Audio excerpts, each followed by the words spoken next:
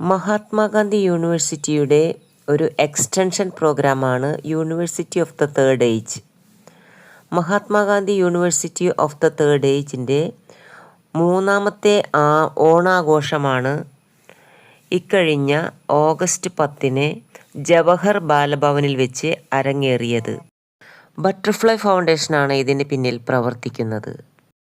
ഏതാനും മണിക്കൂർ സമയത്തെ പരിശീലനത്തിനൊടുവിൽ കെട്ടിപ്പടുത്ത ഒരു നാടകം ഇരയാക്കപ്പെടുന്ന ജീവനുകൾ.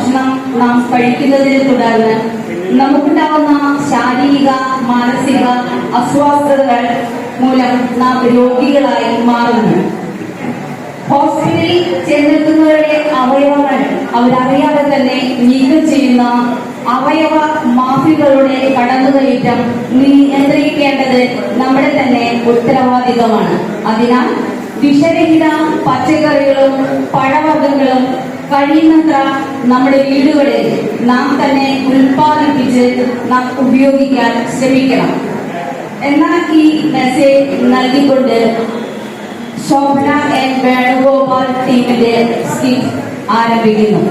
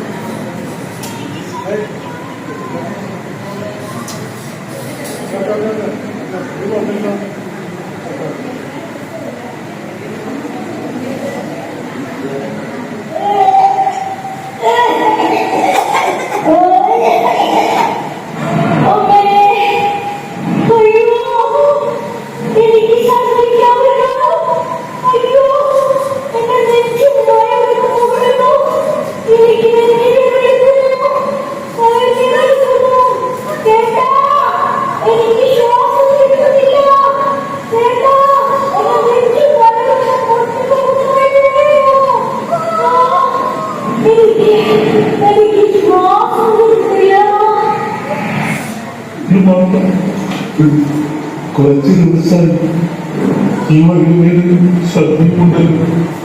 പച്ചക്കറികളും ഇറച്ചിയുമൊക്കെ ഹൈപ്പർ മാർക്കറ്റിൽ നിന്നുമാണ് വാങ്ങുന്നത്.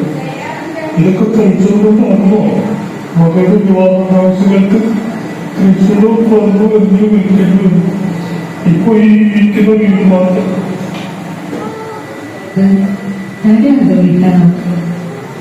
കുറെ നാളായല്ലോ. എന്തൊക്കെ വിശേഷങ്ങള്? അയ്യോ, എന്റെ രാജ്യത്തേക്ക് എന്ത് പറ്റി? രാജ്യത്തേക്ക് അറിയുന്നുണ്ടല്ലോ. രാജ്യത്ത് പരിപാടികൾ ശ്രദ്ധയും ഇപ്പൊ അതിന്റെ സംസ്ഥാനത്ത് വരുന്ന ആ വലിയ മീനും തിളങ്ങുന്ന പച്ചക്കറികളും ഒക്കെ ഇപ്പൊ കുറച്ച് ദിവസമായിട്ട് വാങ്ങുന്നത്. അതിനൊക്കെ പോർമലും മാരകമായ വിഷമാണെന്ന് ടി വിയിൽ കണ്ടിരുന്നു. അത് കഴിച്ച് വയറിനൊക്കെ തകരാറിലായോ എന്ന് പേടിയാവുന്നു. സമയം കളയാനും കേട്ടോ. ആകെ ക്ഷീണിച്ച് കിടക്കാണ്. ഇപ്പൊ നമ്മുടെ അടുത്തുള്ള വലിയ ആശുപത്രിയിലേക്ക് കൊണ്ടുപോകട്ടോ. ഞാൻ ആംബുലൻസ് വിളിക്കാം കേട്ടോ.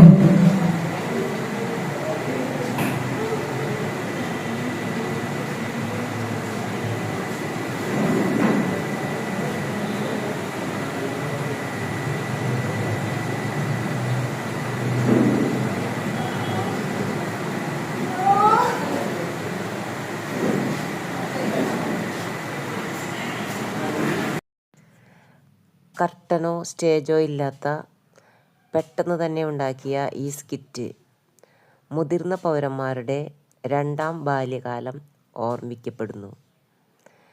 ഒരു കൊച്ചു കുട്ടികളെ പോലെ അവർ സ്റ്റേജിൽ ഒന്നിച്ചുകൂടി നാടകം ആസ്വദിച്ച് കളിക്കുന്നു. ഇവർ വലിയ കലാകാരന്മാരോ നാടകം ഇതുവരെ അഭിനയിച്ചിട്ടുള്ളവരോ അല്ല. നിങ്ങളുടെ വിലയേറിയ അഭിപ്രായങ്ങൾ കമൻറ്റ് ബോക്സിൽ രേഖപ്പെടുത്തുമെന്ന് അഭ്യർത്ഥിക്കുന്നു. Thank you.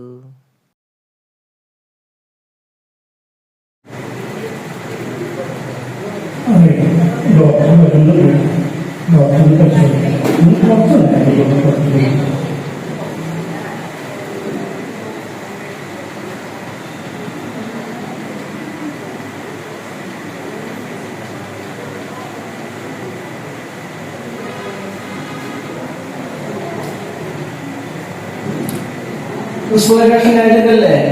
നിങ്ങൾ നേരത്തെ ചോദിച്ച ആ കോടീശ്വരനായ വിദേശിക്ക് വേണ്ട ഓപ്പോസിറ്റ് കിഡ്നിയും ലിവറിന്റെ ഭാഗവും ഇന്ന് റെഡിയാകും കേട്ടോ. ഒരു പേഷ്യന്റ് ഇപ്പോ ഇവിടെ വന്ന് അഡ്മിറ്റഡ് ആണ്. വിഷം കലർന്ന ഭക്ഷണം കഴിച്ച് അവശതയായിട്ടാണ് വന്നിരിക്കുന്നത്. ബോധമില്ല, സംസാരിക്കാനും പറ്റുന്നില്ല. അപ്പൊ ഞങ്ങൾക്ക് രോഗം മൂർച്ഛിച്ച് മരിച്ചതാണെന്ന് വരുത്തി തീർക്കാൻ എളുപ്പമാണ്. ഇന്ന് എന്തായാലും ആ രോഗിയെ സർജറി ചെയ്ത് ഈ കിഡ്നിയും ലിവറിന്റെ ഭാഗവും മുറിച്ച് മാറ്റി ഞങ്ങൾ പാക്ക് ചെയ്ത് വെക്കും. നിങ്ങൾ പണം റെഡിയാക്കിക്കോളൂ. പണം എപ്പോ റെഡി എന്ന് പറയുന്നോ അപ്പൊ ഞങ്ങൾ ഇത് പാർസൽ ചെയ്ത് നിങ്ങൾക്ക് അയക്കുന്നതാണ്. ഓക്കെ? നിങ്ങളോട് എന്തോ സംസാരിക്കാനുള്ളത്.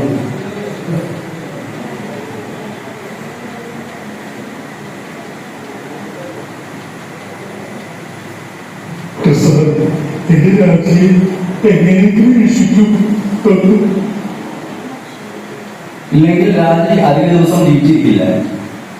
രാഘവേട്ടൻ ഒരു കാര്യം ചെയ്യൂ, ഈ പേപ്പറിൽ സമ്മതപത്രത്തിൽ വേഗം ഒപ്പിട്ട് തരും. ഇന്ന് തന്നെ നമുക്ക് ഓപ്പറേഷൻ തിയേറ്ററിൽ കൊണ്ടുപോയിട്ട് ഓപ്പറേഷൻ നടത്താം, സർജറി ചെയ്യാം. ഓക്കെ?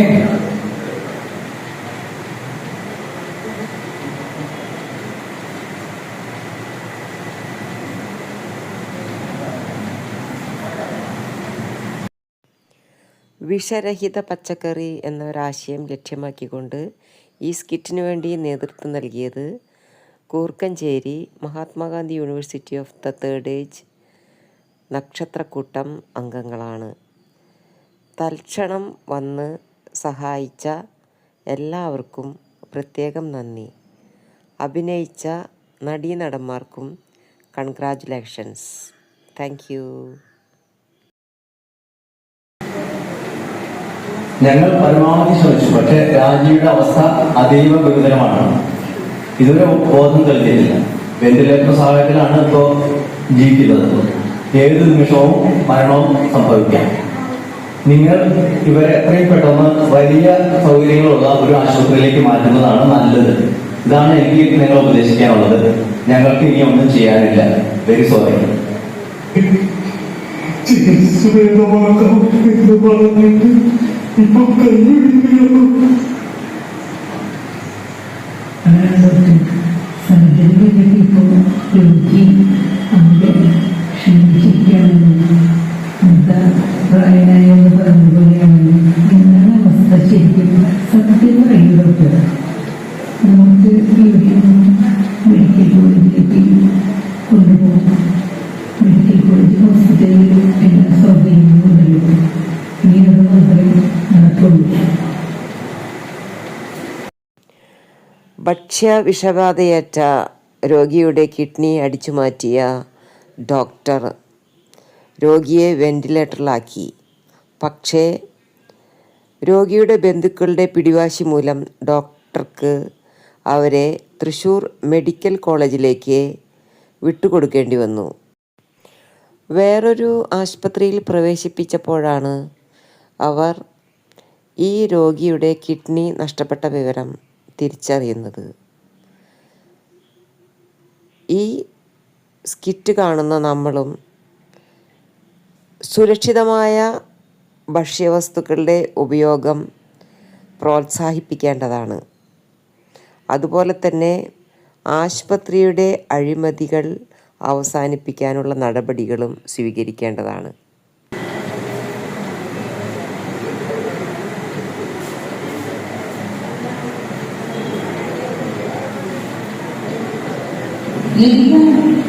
ഞാനൊരു കാര്യം ചോദിച്ച സത്യം പറയുന്നു.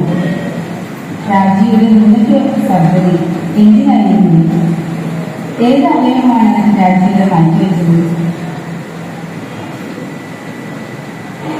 അവയും മാറ്റിവെച്ചിട്ടില്ല. വിഷബാധയെ വികൃതമാക്കാനുള്ള സർജറിയാണെന്നാണ് അവിടുത്തെ ഡോക്ടർ പറഞ്ഞത്. ദൈവമേ, അവർ നിങ്ങളെ ക്രൂരമായി ചികിത്സിക്കുകയാണ്.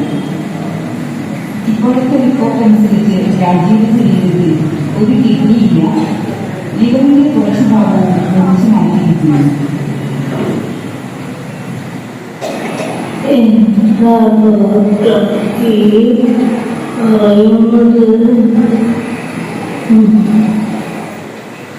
അതെ ലളിത, വിഷബാധയേറ്റ രോഗി തീവ്രപരിചരണ വിഭാഗത്തിൽ കിടക്കുമ്പോൾ ആരും അറിയില്ലെന്ന് കരുതി അവർ രാജ്യയുടെ കിഡ്നിയും ലിവറിന്റെ ഒരു ഭാഗവും സർജറിയിലൂടെ ഒട്ടിച്ചിരിക്കുന്നു.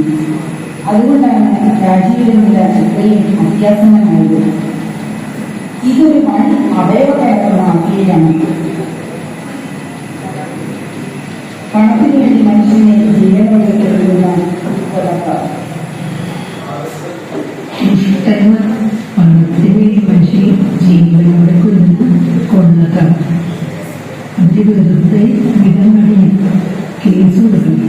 ഡോക്ടർക്കെതിരെ ആശുപത്രിക്കെതിരെ എന്താണെന്ന് നമ്മൾ തിരിച്ചറിയണം.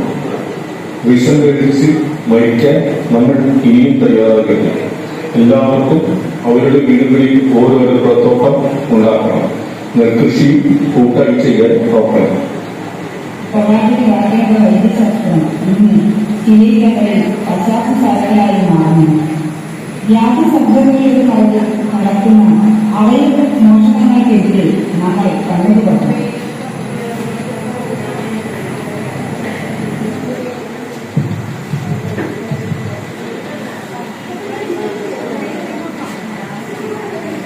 നമ്മൾ കണ്ടു കഴിഞ്ഞു ഈ ദുരവസ്ഥ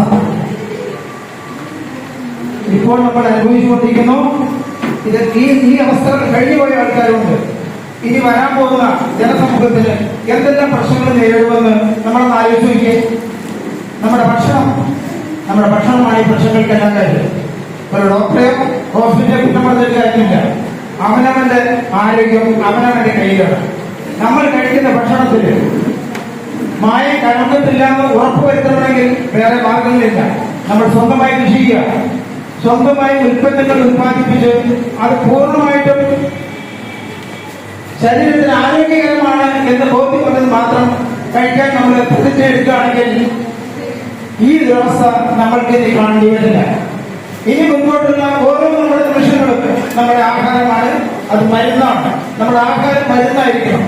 നമ്മളുടെ ആഹാരം മരുന്ന് പോലെ കഴിച്ചില്ലെങ്കിൽ മരുന്ന് ഭക്ഷണം പോലെ കഴിക്കേണ്ട ദുരവസ്ഥയാണ് ഇന്ന് നമ്മൾ ഓരോരുത്തരും കണ്ടുകൊണ്ടിരിക്കുന്നത് അല്ലെങ്കിൽ അനുഭവിച്ചുകൊണ്ടിരിക്കുന്നത്. അല്ലേ? പ്രതിജ്ഞയെടുക്കണം. നമ്മളുടെ ആരോഗ്യം നമ്മുടെ ഭക്ഷണമാണെന്നും നമ്മുടെ ഭക്ഷണം മരുന്നായിട്ട് കഴിക്കണമെന്നും തീരുമാനമെടുക്കണമെന്ന് നമ്മൾ ഓരോരുത്തരും പ്രതിജ്ഞയെടുക്കേണ്ട കാലഘട്ടമായിരിക്കുന്നു. ഇനി മുമ്പോട്ടുള്ള ഈ ദുരവസ്ഥ ആർക്കും അനുഭവിക്കാതെ നമ്മളും നമ്മുടെ കുട്ടികളും നമുക്ക് വേണ്ടപ്പെട്ടവരും ഒറിജിനൽ ആഹാര സാധനങ്ങള് മായം ചേരാത്ത ആഹാര സാധനങ്ങൾ നമ്മൾ ഉണ്ടാക്കുവാനും കഴിക്കുവാനും തീരുമാനമെടുക്കുന്നു മാത്രം. ഈ വേളയിൽ അടുത്ത ഓണത്തിന് നമ്മളിവിടെ വരുമ്പോൾ ഫലവത്തായിട്ട് പറഞ്ഞു നടക്കണമെന്നുണ്ടെങ്കിൽ ഒരിക്കലും നമ്മുടെ ആരോഗ്യം വേറെ ആളുടെ കയ്യിൽ കൊടുക്കേണ്ട അവസ്ഥ ഉണ്ടാവരുത്. നമ്മൾ തന്നെ തീരുമാനമെടുക്കണം. നമ്മുടെ ആഹാരം മരുന്നാണ്, നമ്മുടെ ഭക്ഷണം മരുന്നാണെന്നുള്ള രീതിയിൽ മുമ്പോട്ട് നീങ്ങാനുള്ള പ്രതിജ്ഞ എടുക്കണം. ഓക്കെ, എല്ലാവർക്കും ഓണാശംസ നേരുന്നു. Okay okay. താങ്ക് യു വളരെ നല്ല സ്ഥിതായിരുന്നു. ജനങ്ങളിലേക്ക് വളരെ നല്ലൊരു മെസ്സേജ് പാസ് ചെയ്യാനായിട്ട് സാധിച്ചു. Thank you.